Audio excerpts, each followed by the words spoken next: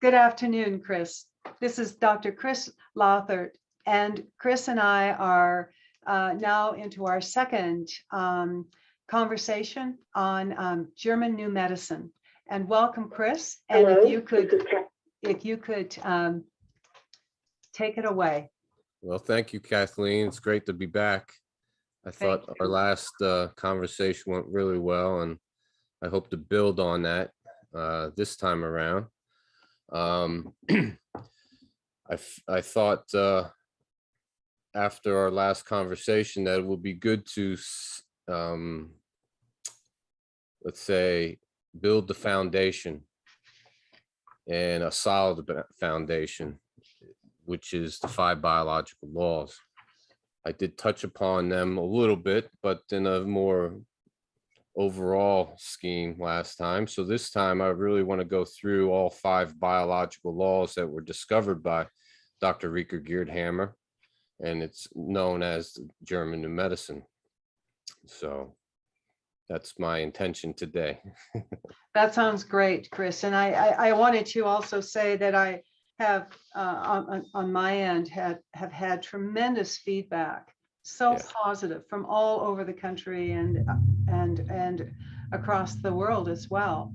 Yes. So I'm primed and ready, and as many others are. So thank you, and the floor is yours. Excellent, excellent. Well, I really wanted to start out by just again with a few propositions or questions, so to speak, right? Are they symptoms of healing or symptoms of illness is one thing that I often discuss with folks. Are our symptoms that we experience on occasional basis, or some people on a regular basis, are these symptoms indicative of an illness or a sickness, or can they really be actually symptoms of healing, symptoms of the body's way of healing, right? So I want to get into that a little bit deeper today. And I also want to again begin with the big picture of what Dr. Hammer has given us, in the sense of what he has done to the current paradigm of disease and how he has flipped it on its head. All right. So I said last time, I said, what if every so-called disease has a meaningful biological purpose that actually assists us or supports us in dealing with unexpected emotional distressing situations? And this meaningful biological purpose is based on the biological function of that particular organ that was involved, right? And so we then looked a little bit further, and we started to discuss what I like to talk about is our biology and our biography, looking at our life story, and we can reflect on our story, our life story, and look at certain experiences in our life, and also look at what was happening biologically speaking, what symptoms were going on at a particular point in our lifetime. And this is a very common introspection that happens when people first get introduced to German New Medicine. They start having these moments of, aha, wait a minute, I remember going through this certain experience and then developing these certain symptoms, right? And so, as in Dr. Hammer's story, where he lost his son, and then several months later, he was diagnosed with testicular cancer, okay? And so Dr. Hammer was, when he began looking into the psyche and the role of the psyche, he also looked at the brain. And at that time, in the early 80s, the CT brain scan was being widely used. And the CT brain scan basically takes slices of images of the brain, different slices at different levels of the brain. And what he started to notice was there were certain brain scans that were showing either concentric rings in the brain scan or areas of increased density, right? Now, in the brain scan, what Dr. Hammer found was that, and this was obvious at the time, and I mean, even a 10-year-old will know this, is that the brain does control everything that's going on in the body. So why wouldn't the brain have certain areas of in the specific areas of the brain that correlate to specific areas of the body? And that's exactly what Dr. Hammer began to do. He began to map out the brain at the same time listening to his patient's personal history, identifying certain unexpected traumatic events or unexpected distressing events, and then correlating it to what the brain was showing in the CT scan. Now, when a person just experiences an unexpected shock, it's literally visible on the brain scan as concentric rings. And I'm hoping in the future talks, we'll be able to show some of these images, but you can go to learninggnm.com and see these images of the brain scan. But literally, he started to see these concentric rings on different areas of the brain. And it almost looked like somebody dropped a pebble in the water, right? You see these concentric rings.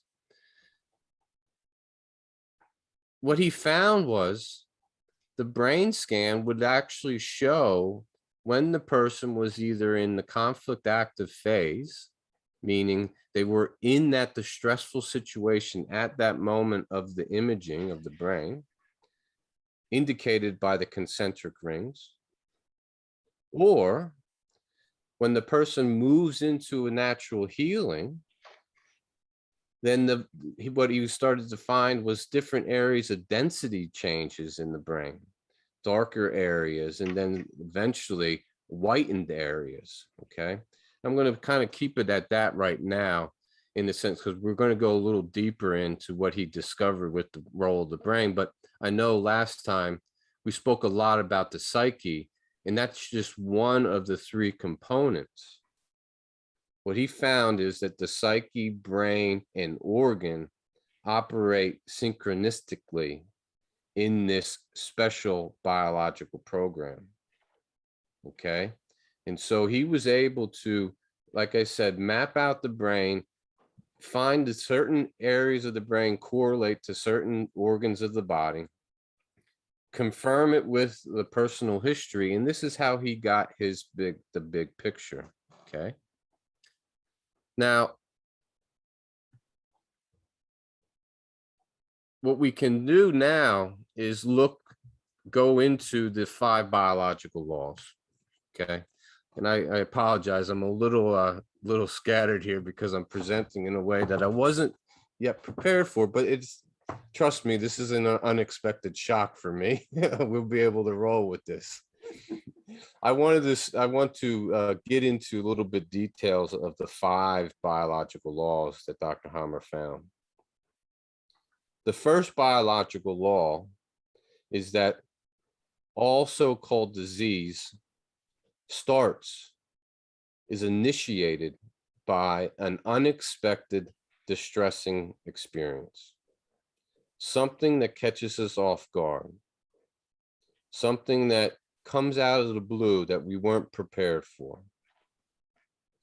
It's a highly subjective event. And so me and you can experience the same shocking event and perceive it in a different way, which would then manifest differently in our bodies as we heal. And so there's 2 aspects that make up a biological shock. And that is that it's unexpected and it's subjective. The second biological law is that the special biological program that was activated by this unexpected distress runs in 2 phases. There is what we call the conflict active phase, and then there's the healing phase. And the healing phase only gets initiated once the psyche resolves the conflict. Okay. And so we can see that it starts in the psyche, and then it first and foremost has to heal in the psyche, and then the body comes along, right? And so it runs in this two-phase pattern, and this two-phase pattern is directly related to our autonomic nervous system.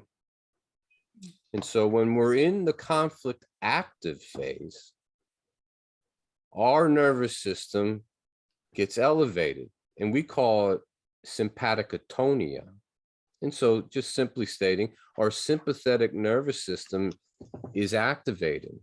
And so there are certain signs and symptoms that we can begin to recognize that indicate that we're in conflict activity. First is our hands get cold, our extremities get cold, because of the sympathicatonia causes our vascular system to contract, and so our extremities get cold. And so one of the simplest ways as practitioners of determining where a patient is in this program is to just touch their hands, right? And so not only is it reassuring to the patient when physical touch is happening, but the doctor or the practitioner gets an idea where they're at, right? We've all felt this before. We all know this feeling of these cold hands. Another symptom is a lack of appetite. We lose our appetite when we're conflict active. Our body's not ready to digest any food. It's not in a state of digestion, right? Right now it's in this heightened state of awareness and activity where it's preoccupied with this unexpected shock that just occurred. And so we lose our appetite. Depending on the intensity of the conflict, that appetite could diminish altogether and we start losing weight. Cachexia is the medical terminology. People start to waste away. How do you spell that, Chris? Oh, I knew you were going to ask me that. Cachexia. Oh, geez. I'm not very good at that. I'll get back to you, okay? No problem. No Okay. problem. I wanted to. So it's just the losing of weight, unexpected weight loss, right? We hear this in the cancer world, right? Have you unexpectedly lost weight? And people, yes, I am. I'm losing weight. I don't know what's wrong. I don't have an appetite. I don't eat anymore, right? Another symptom is more at the psyche level, is that we're preoccupied with the distress, which then causes sleep disturbances. And so we might have trouble falling asleep at night because our mind is continually racing through the distressful situation.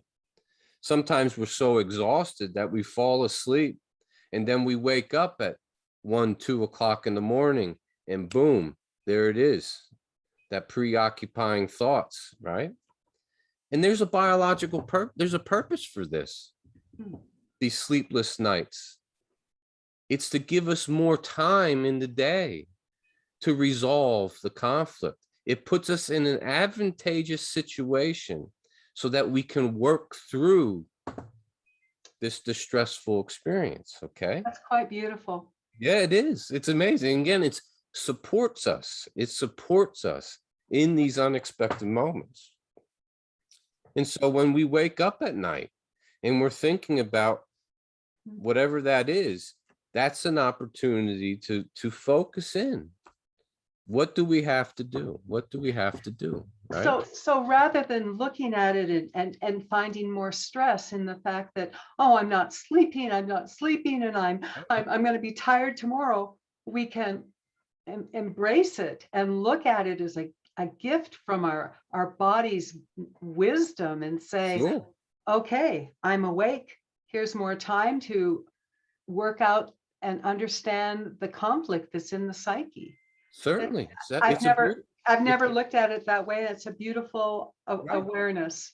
It turns this whole insomnia issue into a meaningful experience, right? Yes, It's not just another label yes, that it's is lovely. placed upon people that they're dysfunctional, they can't sleep, and so we give them sleep aids, right? Right. Knock them out. And it causes then additional stress, and that stress then, and that stress is essentially made up, and there's no solution for that other than going back to the core. So if we don't add all these silly things on top of a very natural and healing function, we do much better. That's right. I That's like right. Imagine that, right? it. Imagine that. So again, the power of this knowledge is the recognition of where we're at, what's going on, what does the symptoms mean? And so right here, we just covered the very common symptoms that we can now take with us the rest of our lives. And that when we are experiencing those symptoms, we know that we are in the conflict active phase. And that the objective, the aim, the purpose of the conflict activity is to find resolution to the conflict. And this is something we can explore later on, is the practical applications now of this knowledge. Is how do we resolve? What do we do to resolve conflicts is a very common question I get. But again, just as the conflict shock itself was subjective, the resolution is also subjective, right? And we will all discover that in our own, that resolution in our own unique way based on who we are and the tools we have. But again, it's putting back, have confidence in oneself now, that we know what we're going through and that we will come to resolution if we have to. So Chris, would you say, I mean, I think we talked about this last week, is that we all have experiences in our lives that are shocks. Sure. That's unavoidable. And so basically what I'm hearing you say is that the body is prepared for that. The Absolutely. body has this Absolutely. system. Yep. And it recognizes this shock and this subjective, unexpected shock. And it says, here, man, here, woman, here, child, just listen, pay attention, and you can resolve this by understanding the conflict. So we have everything right there in front of us, and to not be concerned, but to actively go about seriously resolving it. Sure. And again, you know, this is a subjective experience, this resolution. And Dr. Hammer has told us that sometimes there are certain conflicts that can't be resolved. And that's okay also. And so we don't want to get too hung up at times with the resolution of our conflicts, right? But that there may be some conflicts, as he said, that we take to our grave. And that's okay too. It's just it's the recognition of these conflicts that is very powerful medicine. And that gives us a basis of navigating, right? And so one of the things we talk about often is that sometimes it's just a matter of downgrading our conflicts. We might not necessarily be able to resolve it due to circumstances, right? But what we do have in our power, in our control, is that we can downgrade our situation. And downgrading, again, is another unique way people can explore in how they handle things. And so if we downgrade, the power of downgrading now is that sympathetic, that lasting sympathetic stress that we're going through starts to decrease. And that slows down the physical changes that are taking place at the organ level, which we'll get to. And those physical changes now, there won't be as much to heal if indeed the resolution comes back. So, and this will become a little clear as we go on to our next biological law. But let's just put that keep that there, this idea of resolution and downgrading, and that the two phases is based on the unexpected shock, which we call a DHS, or a Dirk Hammer syndrome, in honor of Dr. Hammer's son. The DHS initiates the program, starts the program, and then healing is initiated once the conflict is resolved. Okay, that's the basic explanation for the two phases. Now, to get into the second phase, the healing phase, and talk a little bit about symptoms that we can become aware of, is that when the body begins to heal in the healing phase, our nervous system starts to downregulate, right? The parasympathetic nervous system becomes more pronounced, and we call this vagatonia. And now the person starts to experience fatigue, tiredness, unable to get out of bed, maybe because the fatigue is so extreme, right? So severe. They may begin to feel some pain, discomfort in areas of their body that is healing. They may develop a cough or a stuffy nose. So there'll be some inflammation in the healing phase, right? There may be headaches in the healing phase, where the area of the brain that controls that particular organ begins to heal.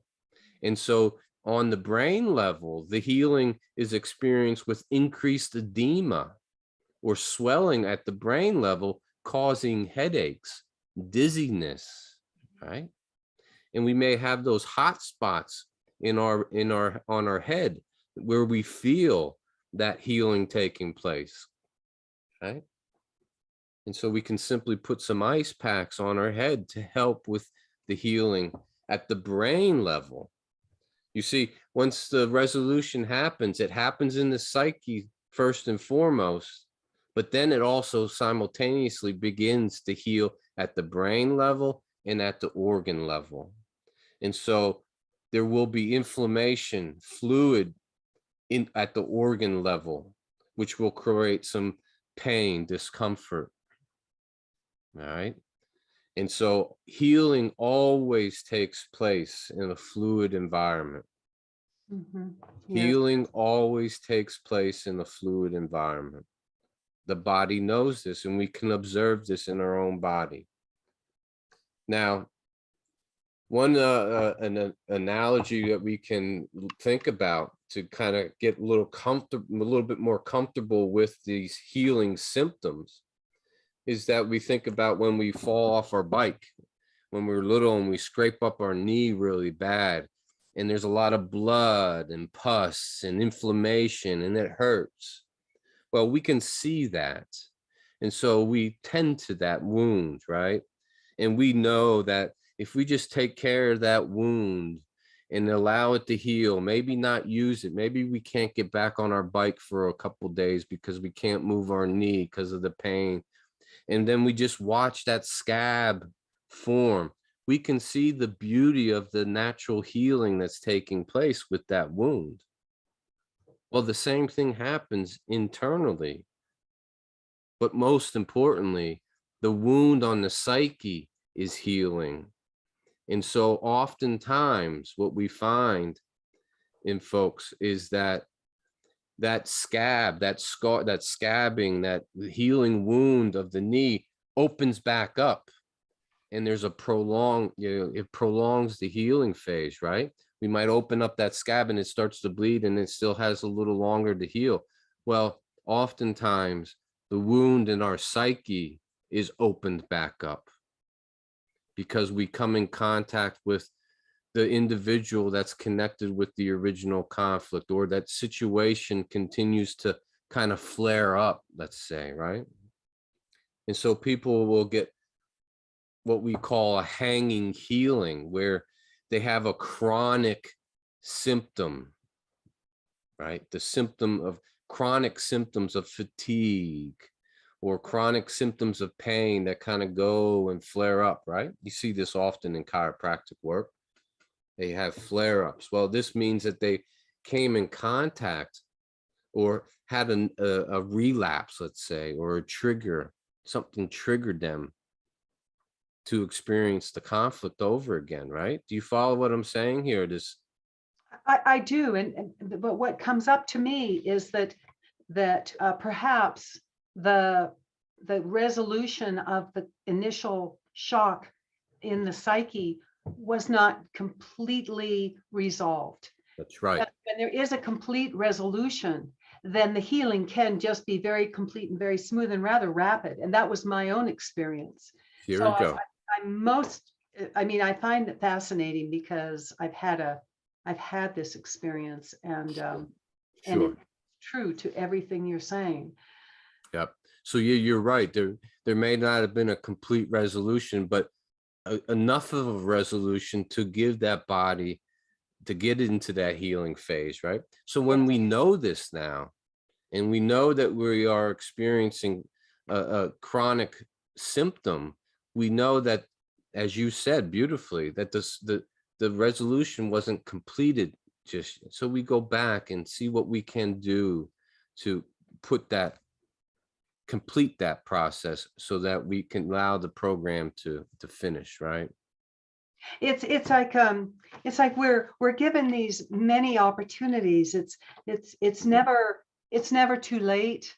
We can go back, we can correct, we can adjust, we can modify, and then the body just goes on its way to healing. I mean, it's the most gentle and beautiful system that we have, that we embody. Yeah. And this is just as German medicine. It's a system of medicine that is directly connected to our innate healing. And for the first time ever, we have a compass that guides us, directs us to where we're at, to show us where we're at in this, right? And gives, as you said, an opportunity, right? An opportunity. You know, I've wondered about that. I think about it as being that we've always embodied this system. So it's the German New Medicine discovery of the ancients, of the old ways, of the time when we were totally connected to nature, connected to ourselves. Because what I understand you talking about is a recognition and an understanding of a fully integrated body system, and of psyche, mind, and the physical organs. And that takes a very sophisticated integration, which we've been drawn away from, right? Right. We've been drawn away from that connection to nature. And so, yes, that it is old, and at the same time, it is new. Dr. Hammer gives us an explanation as to why we develop colon cancer and not diabetes. Why do we develop a brain tumor? Why do we develop a stuffy nose and a cough, right? Why do we develop it at that particular time in our life, right? Why somebody gets back pain? What is the emotional component, right? What's the emotional component to our back pain? Well, Dr. Hammer found that low back pain is a self-devaluation conflict, feeling self-devalued, and even further, feeling unsupported. And so people that come into the office that have low back pain, I know that they have experienced the feeling of unsupportedness. But yet, because they're in pain, I know also that they're in healing. And so what do? Just as times of old, we create a supportive environment around that individual, free of fear and panic, and allow the symptoms to run their course undisturbed, right? That's what we did in the past. Mhm. And that's what we can continue to bring with us with this new medicine. So you're absolutely correct. There is an aspect of this innate healing, obviously, that is old and was recognized. But then there's this whole new frontier now that can be explored by all ways, let's say, alternative practitioners, right? This is the new foundation we can build on with chiropractic or with herbalism. I mean, just herbalism itself, in such um, an ancient modality, an ancient body of knowledge, right? Anecdotal evidence that, yeah, now we have, for the first time ever, a new framework to work with these herbs. Why do these herbs work? Mhm. Well, I'll kind of touch you real quickly because it's part of this two-phase response in the role of the autonomic nervous system. There's certain herbs that help us calm down, right? Mhm. So if we're in conflict activity, we can take certain herbs to help us downgrade the conflict. And then there's certain herbs that we can take in the healing phase that supports the healing, Mhm. not disrupt the healing. And Right. so there's a whole vast, I mean, this is the exciting part about German medicine Yeah. and all these different modalities that we have, right?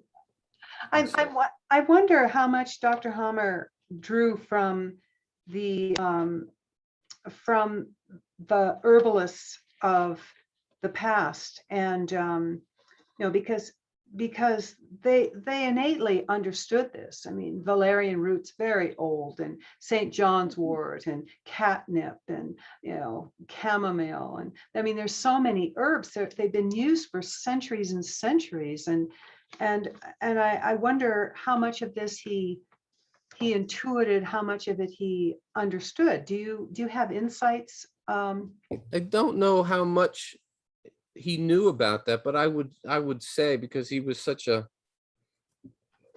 genius, and he had a vast knowledge of so many different aspects of our lives, right? And so I'm sure he respected the herbalism of the past, right? Um, and so, yeah, that's a good question. What did he know, right?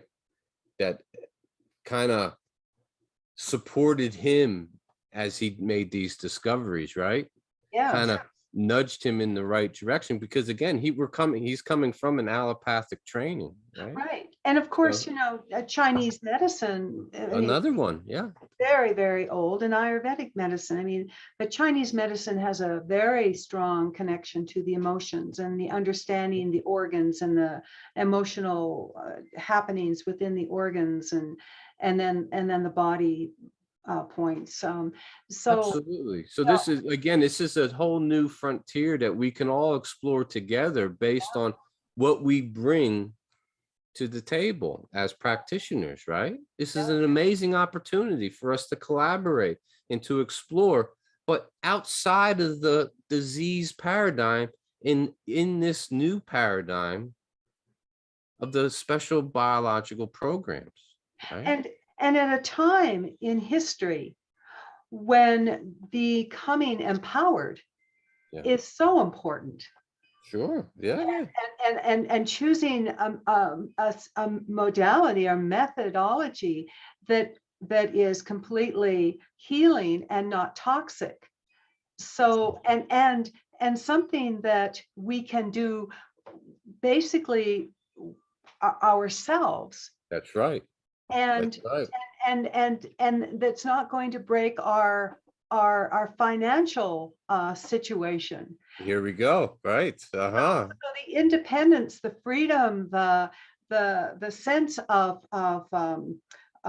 our magnificence as our body, as our, your individual person, my individual person, each person has this capacity. And to recognize it now, particularly now in 2021, Yep. under the circumstances we find ourselves, it's like the most beautiful gift we could possibly explore. It's true freedom. It's true freedom. You don't need anything. You just need the knowledge. You need the German new medicine knowledge. But if you choose, you can go about healing without anything other than knowing the role of the psyche. And trusting in oneself. Yeah, trusting oneself, have confidence in oneself. Yeah, sure.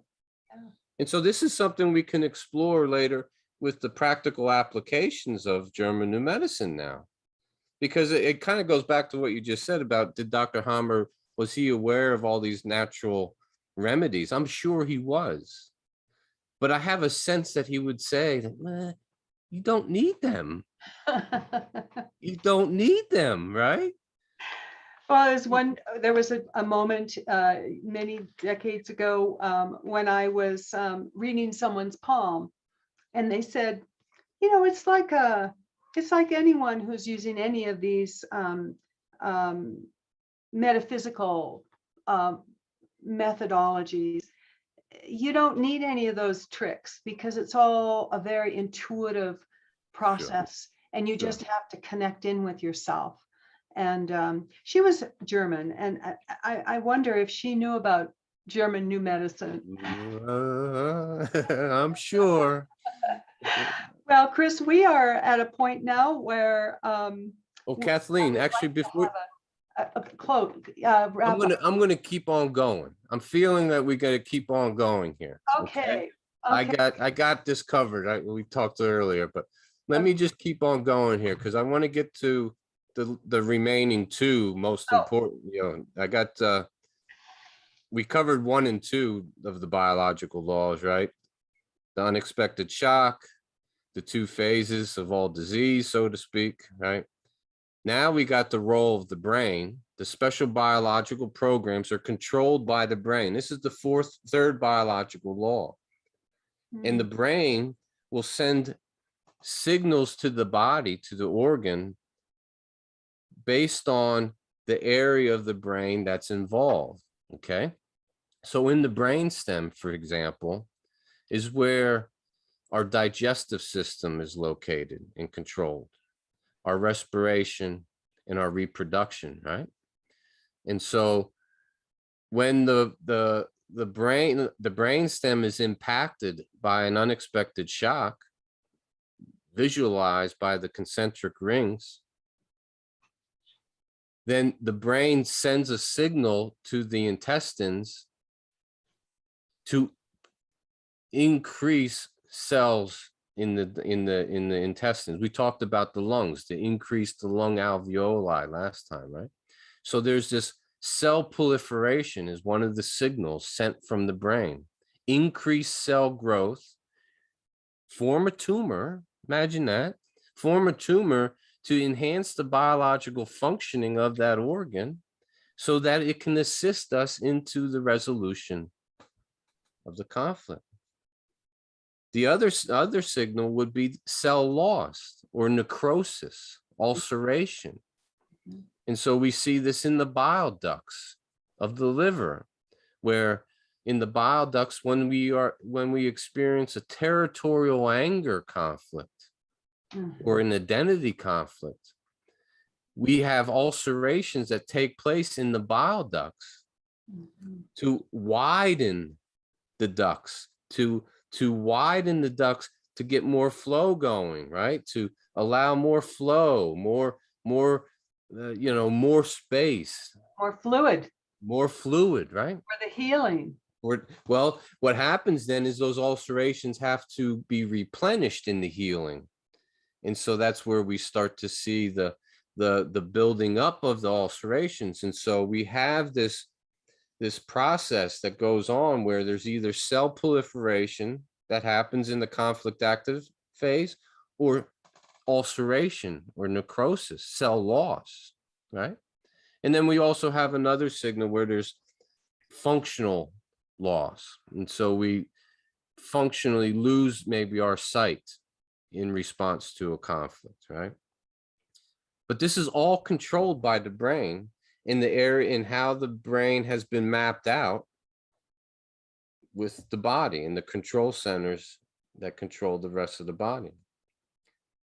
Now the fourth one, now here's the kicker, and we're going to dance around this a little bit, because the fourth biological law is the beneficial role of microbes.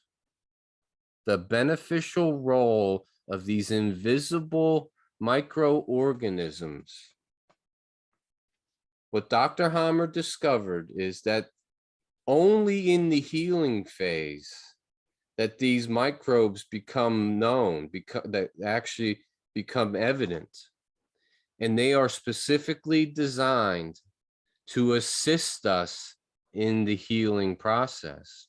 And so that lung tumor that formed due to a death fright conflict, once the conflict is resolved, will now become decomposed by tuberculosis, the microbacteria known as tuberculosis. And so there's fungus and microbacteria that are specifically designed to decompose the extra tissue that's no longer needed because the conflict was resolved. There's also bacteria that are designed to decompose extra tissue. But also there's certain bacteria that actually are designed to replenish those ulcerations, like in our throat, when we have a conflict where we unable to swallow something, unable to swallow a situation, an experience, and we develop the ulcerations in our throat where we start to feel a little scratchy throat. And then once the conflict is healed, the streptococcus bacteria comes around and begins to heal that area of the throat. And what are we diagnosed with? Strep throat. We have a sore throat, right? Yeah. And now we get to the other microbe, maybe, right? This other invisible entity that Dr. Hammer 30 years ago said that if they exist, and you know who they are, Yes. if these invisible entities exist, they would also assist in the healing process of the body. And you know, conventional medicine knows this to an extent. They kind of let the cat out of the bag with this. When we go back to the bile ducts, when those bile ducts are healing, what Dr. Hammer found was that if the hepatitis V is present, then the healing may be a little bit more extreme, but it will heal up. It will support the healing of that ulceration.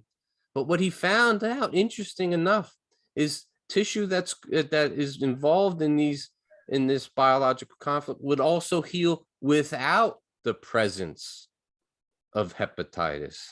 And so we have in medicine right now the diagnosis of hepatitis A, hepatitis B, hepatitis C, but they also have the diagnosis of non-hepatitis A, non-hepatitis B.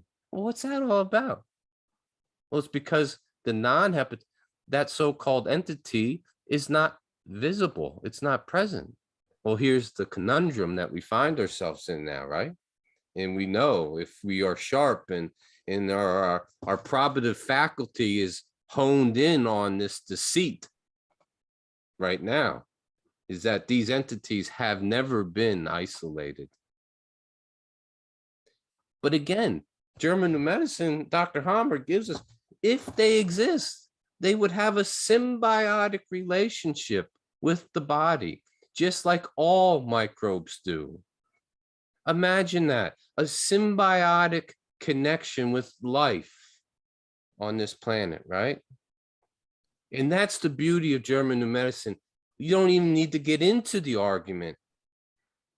Do they exist or not exist? Because it doesn't matter. It doesn't matter to me. It does not matter to me if they exist or not, because the body will heal anyways, with or without them. Yeah.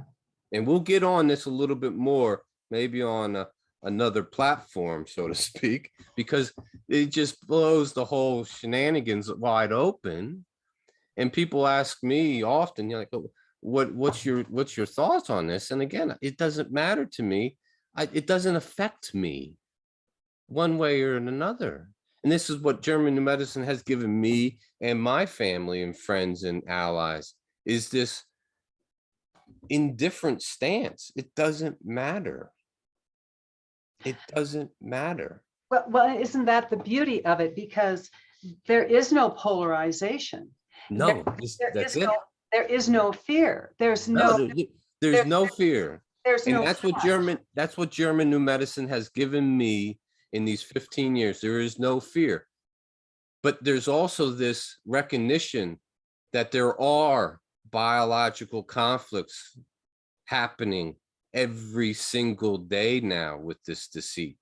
Yes, And that's what's creating the symptoms that people are experiencing, the territorial fear, the territorial scares, the territorial anger because their businesses are closing, yeah, the indigestible anger that people are experiencing, the yeah, existence conflicts, the isolation conflicts, which is causing water retention at the organ level, which then causes complications in the healing phase. Remember, healing takes place in a fluid environment. And so if somebody has healing a territorial fear conflict on the lungs, and they have those, the areas already with fluid, and they have then an existence conflict or an abandonment conflict, as we call it, where there is more water retention now. This is what we call pneumonia. mhm, Pneumonia is nothing but bronchitis, the healing of a territorial fear, combined with another unexpected shock known as an existence conflict or an isolation conflict, abandonment conflict, which creates water retention in the body in the conflict active phase. And this is what is called pneumonia. Again, we're just scratching the surface here. But when you have these lenses on now, and you're starting to listen to people's stories that you're intimate with, that you know what's going on, you'll start to pick up on the conflict shocks that are happening. You'll start to hear what's going on in their lives. Now, we have to be careful because, again, a lot of this information is coming through the screen that we're talking to now, and we don't know the full story of why these people are dying, right? But again, people that are close to you, people that you have connections with, you can figure this out. I rest assure you, you will be able to identify if you have the ears and the eyes wide open, right?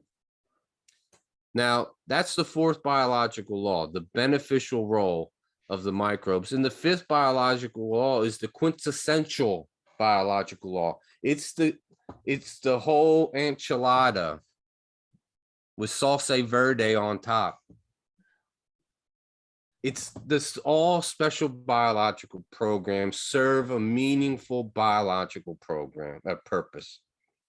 It serves a meaningful biological purpose. These special biological laws or special biological programs are age-old survival programs that we've had in our DNA mhm, and that we share with all life on this planet. We share it with our pets. We share it with the animals in the wilderness. We have all of us on this planet mhm. share these biological programs.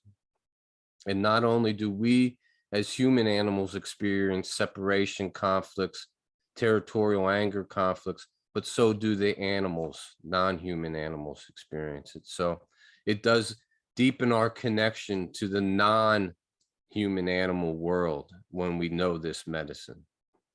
And so those are the 5 biological laws. I hope in terms that are pretty simple But like I said, we're just scratching the surface here. And I really look forward to our next conversation. So that this is what we're working with now. And I get you in the sense that there are aspects of this that are old. And yes, we need to honor and respect that. And then there's this amazing opportunity that we all have now that we can carry the rest of our lives here, right? And share with our children and apply it in our daily life every single day, right? And so with that being said, I am going to speak about children in German New Medicine. I do have a 10-year-old boy. And yeah, it's going to be that generation that's going to bring this forward, right? Yes. Me and you may not see it in our time, but rest assured, I'm getting a little emotional here because I know it's going to happen. German New Medicine will emerge as the new paradigm. It's already here, but it will emerge and it will be taught in the schools. And it will be passed on to generations to come. There's nothing stopping it now. They can't suppress it anymore. They can't suppress it anymore. They're not going to be able to victimize people anymore, like they victimized Dr. Hammer and lock him up. It's over. German New Medicine is here. The 5 biological laws are known and defined, and they're being passed on to the generations to come. And I'm very grateful that you are passing this along. We're bringing this forward, Sure. Chris, and we're already seeing and hearing from people who are benefiting in ways that they never understood they could possibly benefit. I think I'm getting I can really feel the emotion because I see what's happening to our children right now, but the lies and deceit. It's horrific. They're the vulnerable ones. They are. And but they're also, as you say, they're the ones that will be bringing this forward because they will understand their innate gifts. Sure. They already do. Yes. They come in already knowing this. They already know this knowledge. They don't have the words, but they have the instinctual wisdom with them already. They embodied as that magical child. Yeah. And now we have a way, parents have a way of guiding our children now, free of fear and panic. Yes. To allow those children to heal, which is going to have to happen as a result of what they're going through now. Yes. And so the quicker parents learn this medicine, the better off they will be once things start to maybe resolve for those kids. I don't know. We're in a very precarious situation right now, but all we can do is work with our children that we have, work with our friends' children, and share this knowledge with them in simplistic wording, right? And oftentimes, and I really want to say this because when children develop symptoms, they are most likely symptoms of healing. And so again, intuitively, as a mother or a father, just create that supportive environment, knowing that your child's healing, but you'll be able to recognize the vulnerability in that child's psyche to specific conflicts now, right? So if your child has chronic asthma, you know that they have a vulnerability to territorial fears and scares now because they have developed these symptoms. And so again, we can't prevent the conflicts from happening, but now as parents, we can recognize what the symptoms truly mean, and then also shed light into the vulnerability sensitivities of our child so that we can protect them and support them, and not have them carry that forth within into adulthood now, right? Well, I would like to encourage you to do an entire session. Let's do one on children. Not that that would necessarily be exclusive to that one conversation that we have, but let's take that one and really create. Yeah, I really feel that that's essential right now, is that I do too.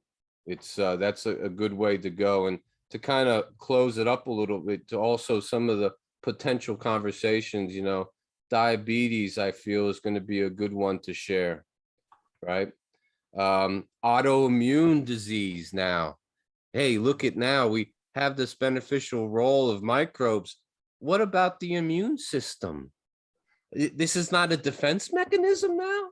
Oh, wait a minute. No, it's not. It's a supportive system. So in German New Medicine, we don't disregard the immune system, all in the intricate workings of this immune system that we have, but we don't call it an immune system. We call it a support and recovery system.